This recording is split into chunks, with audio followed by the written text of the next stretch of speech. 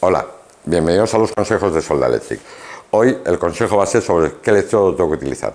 Acordaros que hay múltiples tipos de electrodos dependiendo del material que vamos a soldar, pero vamos a quedarnos también siempre con lo esencial. Hay muchísimos tipos, pero vamos a quedarnos con los rutilos, que son electrodos para hierro en circunstancias normales de rotura, básicos que nos dan un poco más de resistencia, inoxidables para cuando el material es un cromo-níquel, por lo tanto lleva inoxidable, y luego podemos entrar en que hay fundiciones, hay aluminios, hay muchos tipos de electrodos, pero quedaros que los más habituales van a ser los rutilos y los básicos. Esos dos son los que más vamos a utilizar. Todo lo que vais a soldar de hierro lo podéis soldar con ello. Y luego, efectivamente, tenemos inoxidables, tenemos fundiciones y muchos tipos. Pero eso para otro vídeo. Nos vemos.